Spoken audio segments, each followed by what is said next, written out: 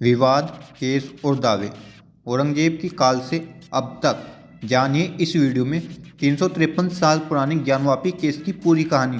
दोस्तों, उत्तर प्रदेश के वाराणसी में ज्ञानवापी मस्जिद में कोर्ट के आदेश के बाद सर्वे शुरू किया गया था। वजू खाने को छोड़कर बाकी सर्वे किया गया था। सर्वे के बाद भारतीय पुरातत्व विभाग यानी एएसआई को 4 अगस्त को कोर्ट में अपनी रिपोर्ट दाखिल करनी थी। दोस्तों, काशी विश्वनाथ मंदिर और ज्ञानवापी मंदिर का भी केस 32 साल पुराना है और यह भी इस टाइम पर ये बहुत ज़्यादा फेमस और सुर्खियों में चल रहा है। और ज्ञानवापी मस्जिद का भी इतिहास 350 साल से भी ज़्यादा पुराना है। दोस्तों, दरअसल हम बताते हैं आखिर ज्ञानवापी मस्जिद का मामला है क्या। दरअसल अगस्त 2021 में 5 महिलाओं ने वाराणसी के सिविल जज के सामने एक वाद दायर किया था। इसमें उन्होंने ज्ञानवापी मस्जिद के बगल में बने श्रृंगार गौरी मंदिर में रोजाना पूजा और दर्शन करने की अनुमति की मांग की थी। महिलाओं की याचिका पर जज रवि कुमार दिवाकर ने मस्जिद परिसर का एडवोकेट सर्वे कराने का आदेश दिया था। कोर्ट के आदेश पर पिछले साल 3 दिन तक सर्वे हुआ था। सर्वे के बाद हिंदू पक्ष ने यहाँ शिवलिंग मिलने का दावा किया था। दोस्तों, दावा था कि मस्जिद के वजू खाने में शिवलिंग है। हालांकि मुस्लिम पक्ष का कहना था कि वो शिवलिंग नहीं बल्कि फुहारा है जो हर मस्जिद में होता है। और इसके बाद ही हिंदू पक्ष ने विवादित स्थल को सील करने की मांग की थी। सेशन कोर्ट ने इसको सील करने का आदेश दिया था।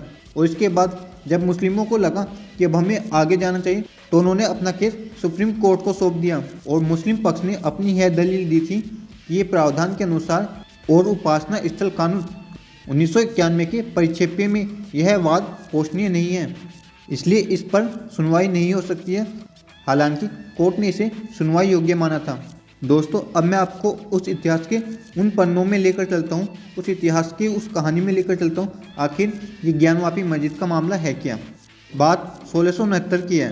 काशी विश्वनाथ मंदिर और ज्ञानवापी मस्जिद का विवाद काफ़ी हद तक अयोध्या विवाद जैसा ही है।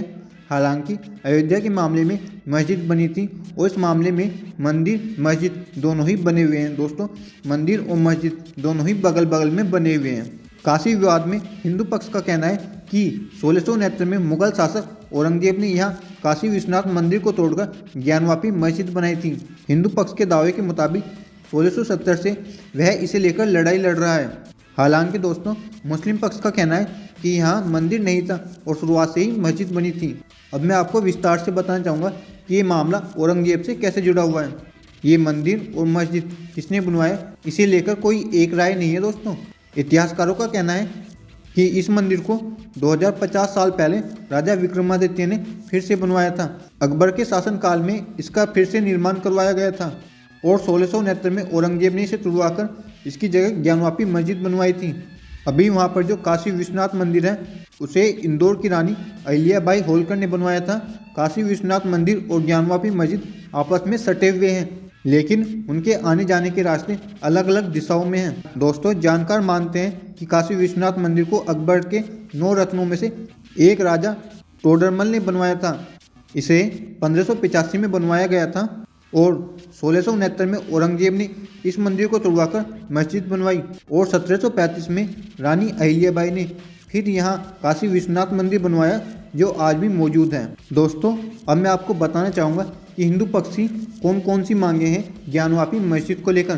पहली मांग है अदालत पूरे ज्ञानवापी परिसर को काशी मंदिर का हिस्सा घोषित करें। दूसरी मांग है उनकी मस्जिद को ढाने का आदेश जारी हो और मुस्लिमों के यहाँ आने पर प्रतिबंध लगे। और तीसरी मांग है हिंदुओं को यहाँ पर मंदिर का पुनर्निर्माण करने की अनुमति दी जाए। दोस्तों, अब मैं आपको बताना चाहता हूँ कि विवाद में कब कब क्या क्या हुआ। 1919 में स्वयंभू ज्योतिर्लिंग भगवान विश्वेश्वर की ओर से वाराणसी कोर्ट में पहली याचिका दायर हुई। याचिकाकर्ता ने ज्ञानवापी परिसर में पूजा करने की अनुमति मांगी। फिर सीधा मामला 1919 से लेकर 1998 में आ गया।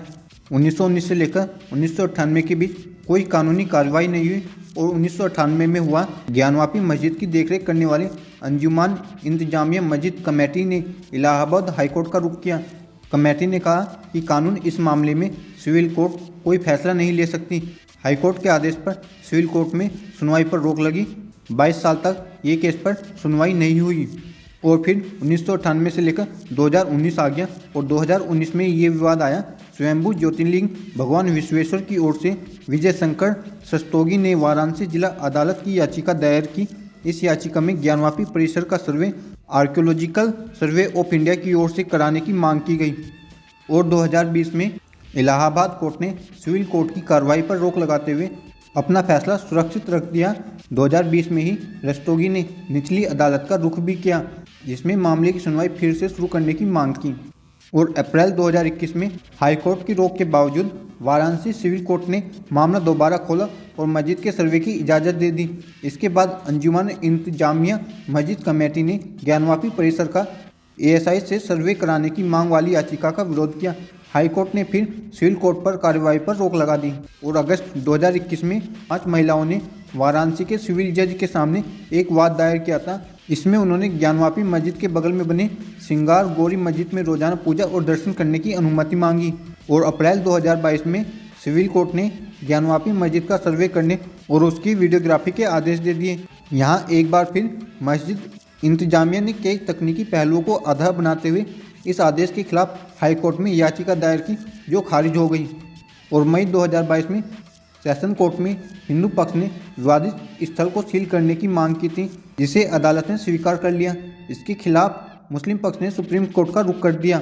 सुप्रीम कोर्ट में सुनवाई से पहले वाराणसी सिविल कोर्ट ने मस्जिद के अंदर शिवलिंग मिलने का जहां दावा किया था, उसे सील करने और नमाज अदा करने पर रोक लगाने का फैसला दिया।